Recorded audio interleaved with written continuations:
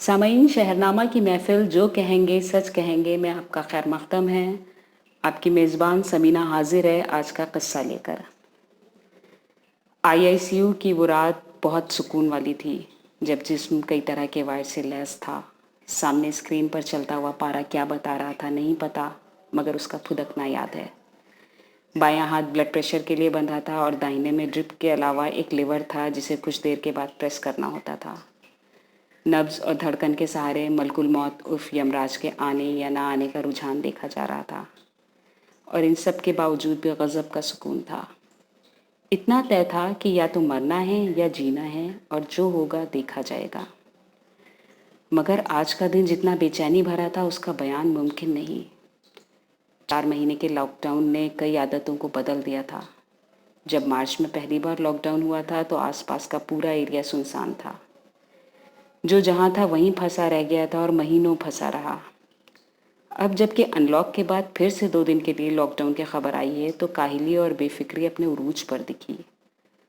آٹے کے کنستر میں چوکر دکھائی دیا. بی پازیٹیو رہنے کی کوشش نے لاپرواہی میں اضافہ کیا تھا. پیٹ بھرنے کا چاول اور دالیں دیکھ کر تسلی ہوئی، مگر سبزی والے کو فون کیا تو جواب ملا، سبزی منڈی میں کورونا کیس آیا ہے، ابھی منڈی بند ہے اس لیے نہیں آئی سکت. رہی سے ایک اثر بجلی نے نکال دی. آدھے دن تک تو آنکھ مچولی کا کھیل چلا، مگر آدھے دن کے بعد جو غائب ہوئی تو بالکل اچھے دن ثابت ہوئی. سورج ڈوبتے ڈوبتے دل کا ڈوبنا بھی محسوس ہونے لگا تھا.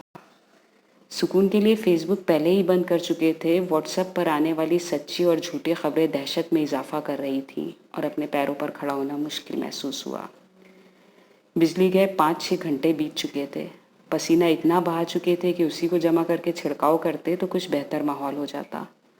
بارش کے بعد نکلی دھوپ میں امس کے ناپنے کا کوئی میٹر لگاتے تو اس میں پاپولیشن گھڑی کو پچھاڑنے کے پورے تیور تھے. سورج ڈوبنے کے بعد یہ احساس مضبوط ہونے لگا کہ صبح کا سورج دیکھنا شاید نصیب نہ ہو.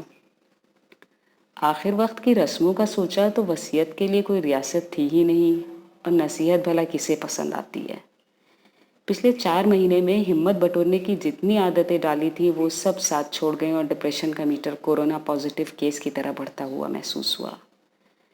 کورونا کی ڈپریشن سے مرنا بالکل بھی اچھا نہیں لگ رہا تھا. گھبراہٹ تھوڑی اور بڑھی اور سب کچھ گھومتا ہوا سا محسوس ہوا.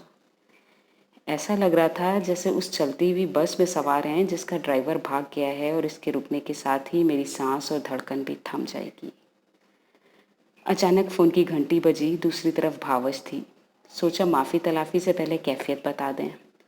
بات پوری ہونے سے پہلے اس نے کہا، آپ کا بی پی بہت پسینہ بہنے سے لو ہو گیا ہے، سب سے پہلے نیمبو کی شکنجی پئیں.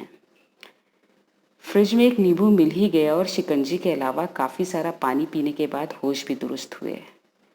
چاروں طرف تیار ہوا موت کا شکنجہ محض ایک گلاس شکنجی سے دھراشائی ہونے کے ساتھ ہمت کی کتاب میں تجربے کے ایک اور چیپٹر کا اضافہ کر گیا تھا.